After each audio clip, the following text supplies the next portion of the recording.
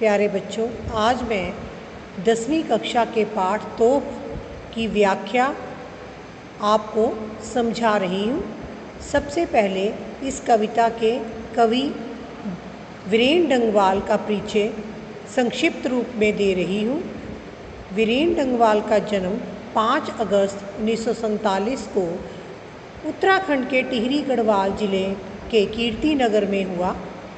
इन्होंने प्रारंभिक शिक्षा नैनीताल में पाई और उच्च शिक्षा इलाहाबाद में पाई। ये पेशे से प्राध्यापक हैं और पत्रकारिता से जुड़े हुए हैं। वीरेंद्र के अब तक 2 कविता संग्रह इसी दुनिया में और दुष्चक्र के में सृष्टा प्रकाशित हो चुके हैं।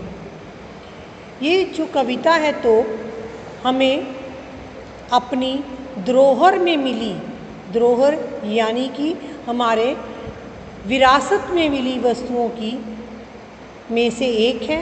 इस पाठ में हमें ऐसे 2 प्रतीकों का चित्रण मिल रहा है जिसमें ईस्ट इंडिया कंपनी और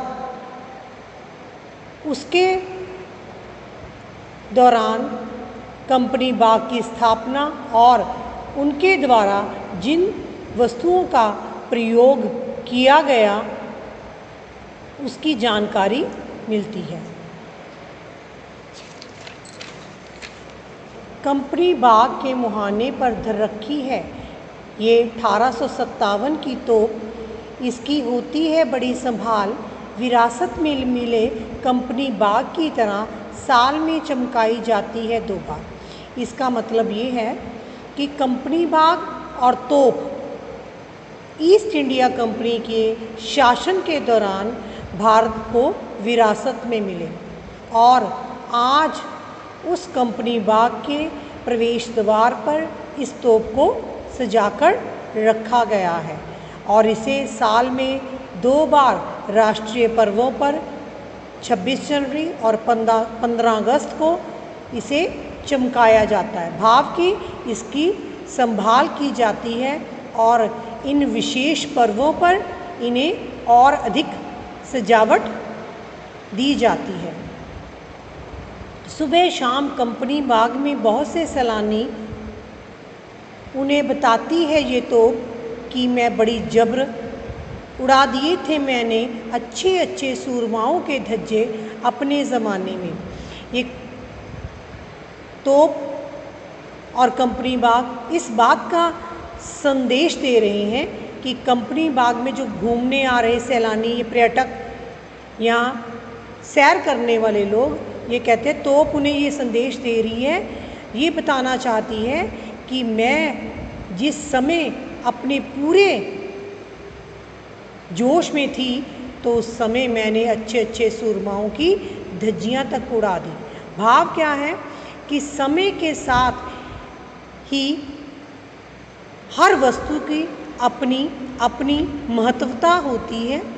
जिस प्रकार तोप 1857 में एक भयानक रूप धारण किए हुए थी, आज वही तोप एक वस्तु मात्र बनकर रह गई है, लेकिन फिर भी वो अपनी भयावह रूप का वर्णन करती हुई दिखाई देती है।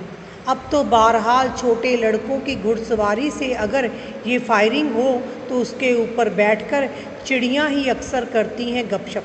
कहते आज छोटे छोटे बच्चे इस पर बैठकर फायरिंग करने का खेल खेलते हैं और छोटी छोटी चिड़ियाएँ इस पर बैठकर मानो गपशप करती हैं। भाव क्या है, इसका उपहास उड़ा रही हैं कि इतनी बड़ी तोप जो थी आज मात्र एक वस्तु और एक खिलौना बनकर रह गई है। कभी कभी शैतानी में उसके भीतर मेरी घुस जाती हैं, खासकर गौरैया। छोटी गौरैया कहते हैं छोटी चिड़िया को, कहते हैं छोटी छोटी चिड़िया इसके मुंह के अंदर भी प्रवेश कर जाती हैं, घोंसले बना लेती हैं। और भाव ये है कि आज वे तोप सिर्फ और सिर्फ एक वस्तु मात्र बनकर रह गई है, जिसे एक खिलौने के रूप में प्रयोग किया जा रहा है।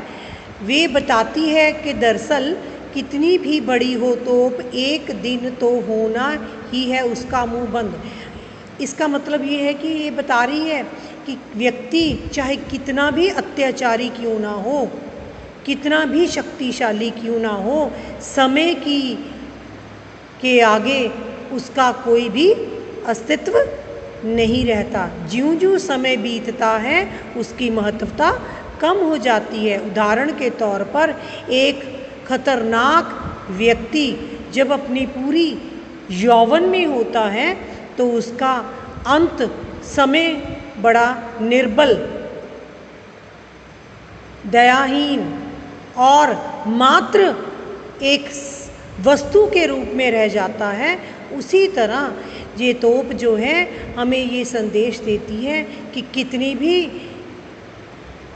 मुश्किलें उसने झेली, उसने कितने ही अत्याचार किए, आज उसे ना जाने किन किन का सामना करना पड़ता है। उसी तरह जिस प्रकार जीवन में व्यक्ति का व्यक्तित्व कितना ही बलशाली, प्रभावशाली क्यों ना हो, ज्यों ज्यों उम्र ढलती है, बुढ़ापे की तरफ बढ़ता है, उसी तरह उसका भी महत्व कम होता जाता है। उसकी ज़रूरत सिर्फ एक शो पीस की तरह ही बनकर रह जाती है।